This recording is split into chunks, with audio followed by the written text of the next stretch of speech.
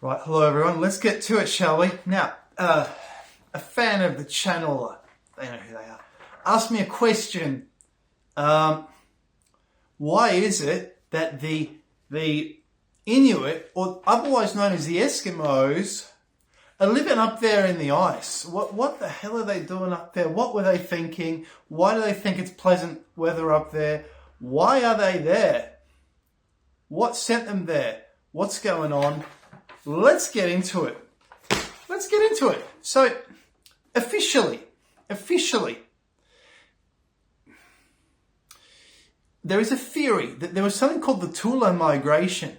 And the Tula people, ancestors of the modern Inuit, are believed to have migrated from the Bering Strait region, Alaska or Siberia, across the Arctic to Greenland and Canada around 1000 BC. Some stories frame this as a journey guided by spirits or environmental signs, like following whale migrations. There's also Sedna's journey, which pops up in their mythology. Now, Sedna, a central figure in Inuit mythology, is the sea goddess. One myth tells of her journey from land to sea. A young woman cast into the ocean by her father transforms into the ruler of marine life. This isn't a migration of people, but a spiritual journey explaining the origins of sea resources vital to Inuit survival. Another one. Now, we're going to talk these, and then I'll get into some ones that you will not have heard anywhere that I've come up with, okay? So, shamanic travels. Inuit shamans, otherwise known as Angakuk, often describe spiritual journeys to other realms, like the sea or sky, to negotiate with spirits for good hunting or whatever. These stories, while not about physical migration, reflect a cultural sense of movement between worlds.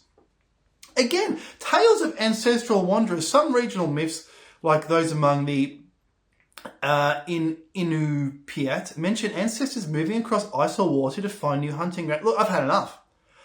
But yeah, creation stories. Certain myths describe the world's creation or the first people emerging from ice, stone, or animals, but they focus more on being in the Arctic than coming from elsewhere.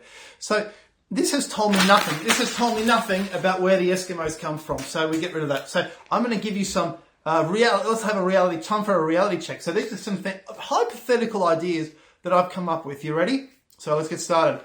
Now, okay, they got stuck up there. Idea number one, they got stuck up there because the land bridge, something catastrophic happened to the land bridge that they were using to get up there, and it washed away in the flood, or the ice bridge melted, or something catastrophic really happened and they were stuck there and they learned to survive and therefore they stayed there. Another idea. Maybe their homeland was cursed. Maybe there was such a pestilence or a curse in their own homeland due to drought or flood or whatever that they thought, let's not rely on agriculture anymore. No more agriculture.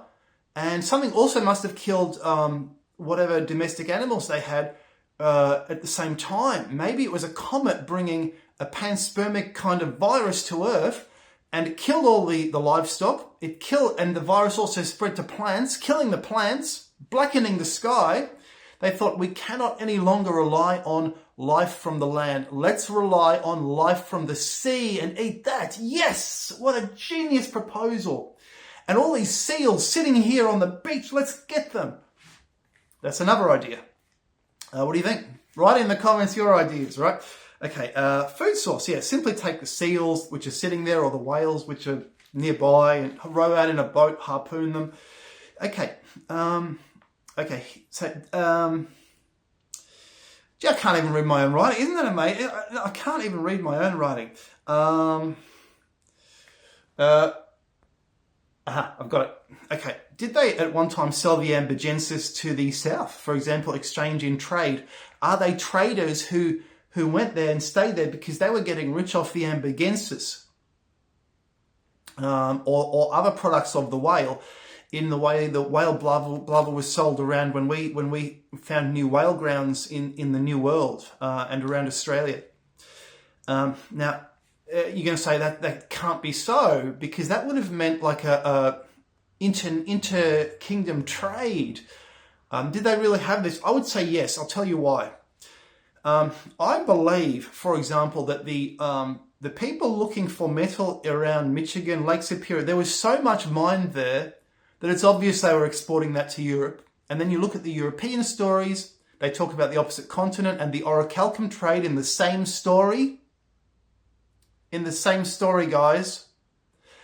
That is the Atlantis story. Opposite continent is America. Orichalcum from there, a special type of copper containing a certain ore. It's called copper orichalcum, or mountain ore. You see what I mean? Did that not also maybe go to the south to assist in the alchemy being done at Tiwanaku and in the Inca world? And if that is the case, why not also to the north? Send people to the north to hunt the whales, to get that, to hunt the whales and to trade the whale products down to the south. Why not?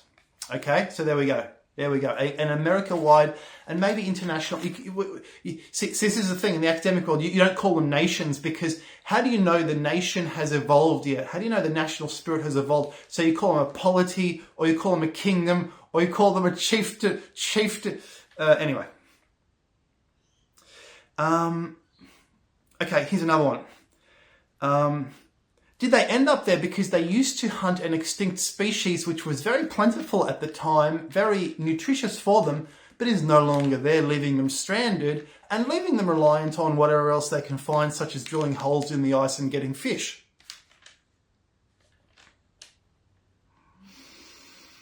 Another possibility, were they running away from someone, such as in an invading army, for example?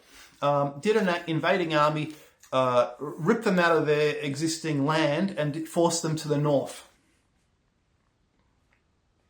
Another idea I've come up with, are they descended from ascetic monks? And would we find, say, further south where there's more normal tundra, an abandoned monastery somewhere, and they decided they wanted isolation. They were extreme introverts like monks are. No talking aloud because I need to be in my own thoughts. I'm not allowed to interact with anyone. And they thought, in order to achieve this solitude, we need to go up and we need to tame the frozen north and let's build a monastery there and let's have some fun, you see?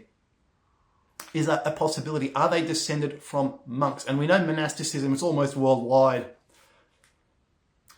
I've just come up with another one. Okay, this one's out there. It's out there. Polar drift. What if the poles changed and it used to be a more gentle climate? For example, the tropical mammoths, or we think they're tropical mammoths, are living, for example. Now, some say they're tropical mammoths because they had tropical food in their mouths. Some say they're built for the cold with their wool. I don't know the answer to that. I'm not sure the mammoth experts know the answer either. But Siberia apparently used to be a lot warmer than it is now, possibly due to this polar shift. And we're mistaking, because we don't know much about that, we're calling it an ice age. And previous generations called it a flood, you see. Is it a possibility? Is it a possibility? Okay, the polar religion.